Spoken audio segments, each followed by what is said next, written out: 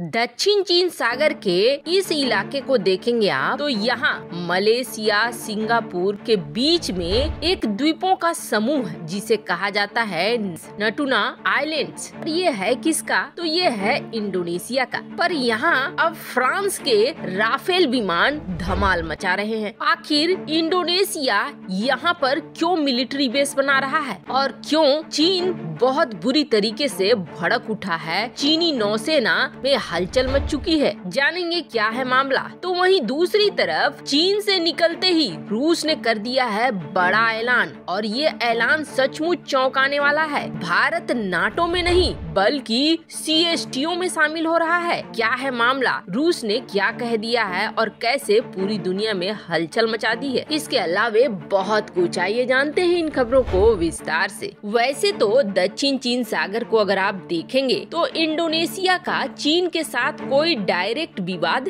नहीं है। दक्षिण चीन सागर में आज से 5 साल पहले तक चीन भी शांत रहता था। फिर चीन ने अचानक से अपनी नौसेना को उत्खनन करने वाले जहाजों के साथ इस इलाके में भेजना शुरू किया। फिर धीरे धीरे कृत्रिम द्वीपों का निर्माण किया और सोच से बाहर इन द्वीपों को फिर जोड़ने लगा एक बेस के रूप में। दक्षिण चीन सागर में चीन ने कृत्रिम द्वीप बनाकर वहाँ मिलिट्री बेस बना लिए। तब दुनिया जागी। तब दुनिया को लगने लगा डर कि दक्षिण चीन सागर में चीन कुछ और ही कर रहा है और इसका असर भी दिखने लगा। अब इन द्वीपों पर आराम से चीनी नौसेना जाकर खड़ी हो जाती। वहाँ से किसी भी देश को, चाहे वो वियतनाम हो, चाहे फिलीपींस हो या इंडोनेशिया ही क्यों न हो, परेशान करना शुरू कर दिया। सबकी जमीनों पर अपना हिस्सा बताना शुरू कर दिया। समंदर में तो और भी ज्यादा। इस समंदर का पूरा हिस्सा ही उसका है। अब इंडोनेशिया की मुख्य भूमि से चीन का कोई झगड़ा नहीं है, लेकिन इंडोनेशिया का एक द्वीप है। ये द्वीप है नतूनाज द्वीप और ये यहाँ पर मलेशिया सिंगापुर इसके बीच में है। ये रणनीतिक रूप से कितना महत्वपूर्ण है ऐसे समझिए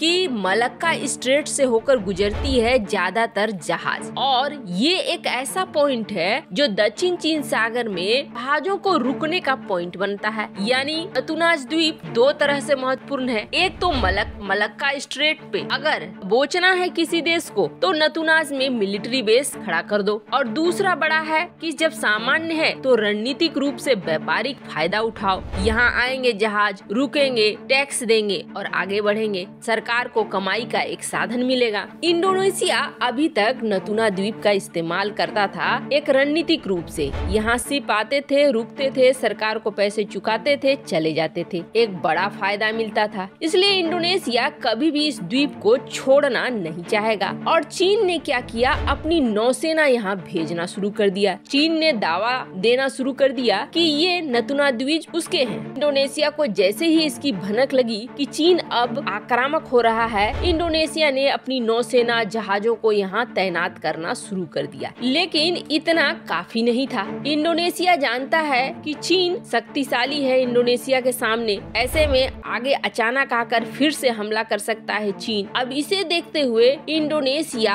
अपने आप को और ज्यादा मजबूत कर रहा है और सैन्य तौर पर मजबूत होना ही सबसे बड़ी बात है। उसके अलावे और कोई उपाय नहीं है। सितंबर महीने में ही इंडोनेशिया में जब चीन का एक एयरक्राफ्ट कैरियर पहुंच गया था तो इंडोनेशिया ने अपनी नौसेना के जरिए इसे भगाया था। पर उसके बाद से ही इंडोनेशिया को घेर रहा है चीन। इसे देखते हुए अब इंडोनेशिया ने फ्रांस के साथ डील कर ली और भारत का रास्ता पकड़ लिया है। दरअसल भारत ने जब से राफेल लिया है, राफेल की बिक्री में बहुत ज्यादा बढ़ोतरी हुई है। देशों को भरोसा हुआ है राफेल पे और अब 42 राफेल लड़ाकू विमान खरीदने जा रहा है इंडोनेशिया और इसको लेकर एग्रीमेंट भी साइन हो चुके हैं। और साथ ही साथ सिर्फ इतना ही नहीं, पनडुब्बी और गोला बारूद का निर्माण का भी एग्रीमेंट फ्रांस और इंडोनेशिया के बीच साइन हुए हैं। भारत के बाद इस इलाके में दूसरा देश बन गया है इंडोनेशिया जो राफेल विमानों को खरीद रहा है। चीन के लिए दिक्कतें और भी ज्यादा इस इलाके में बढ़ रही है। खैर, जहां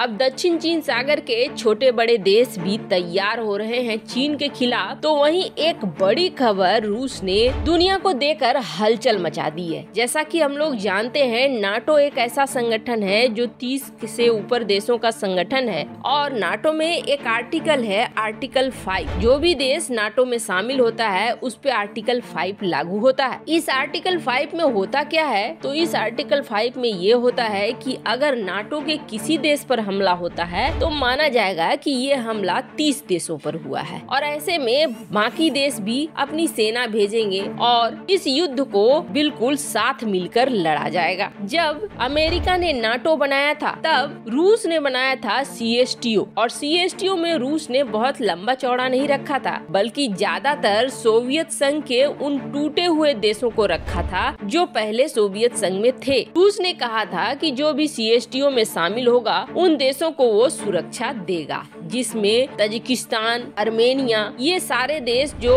सेंट्रल एशिया में आते हैं, ये सारे देश इसके मेंबर हैं। अब CSTO में सिर्फ इतना ही नहीं है, जैसे नाटो में भी सिर्फ इतना नहीं है कि जंग होगा तो फिर सारे देश एक दूसरे की मदद करेंगे, बल्कि ये तो सिर्फ एक हिस्सा है। नाटो के अंदर भी ठीक वैसा ही है जैसे CSTO के अंदर है कि ये सारे देश एक दूसरे के डेवलपमेंट में, एक दूसरे को आगे बढ़ने में मदद करेंगे। कोई परियोजना होगा तो साइन करेंगे, व्यापार के मामले में भी एक दूसरे को सहयोग करेंगे। खैर, जब आप रूस और भारत की मुलाकात देखोगे तब रूस इस तरीके से अपने आप को प्रेजेंट करता है जैसे कि उसके लिए भारत ही सब कुछ है, भारत और उसकी दोस्ती के आगे कुछ भी नहीं है। वही रूस जब चीन में होता है तो ऐसे दिखलाता है कि सब कुछ उसके लिए चीन ही है, चीन और रूस के अलावे कोई भी नहीं है। पर जैसे ही चीन से निकला रूस, वैसे ही रूस ने एक ऐलान कर दिया और ये कह दिया कि भारत ने अपील की थी CSTO में शामिल होने की और हम इसमें विचार कर रहे हैं और होगा तो हम CSTO में भारत को शामिल कर लेंगे। CSTO में अगर भारत शामिल होता है तो फिर दो चीजें हो सकती है, एक तो पार्टनर की स्थिति से शामिल होता है, अगर पार्टनर के रूप में शामिल होता है तो CSTO के बाकी देशों को जो सुविधाएं मिलती है वही भारत को मिलेंगी, और अगर ऑब्जर्वर के रूप में शामिल होता है तो सिर्फ भारत एक प्रदर्शक के रूप में देखेगा और कुछ नहीं करेगा। लेकिन जो रूसी राजदूत हैं उनका बयान ये है कि CSTO के लिए भारत और रूस के बीच काफी पहले से बातचीत हो रही है और अभी जो आप देख रहे हैं सेंट्रल एशिया भारत के करीब आ रहा है, ये वजह है कि हम CSTO में आगे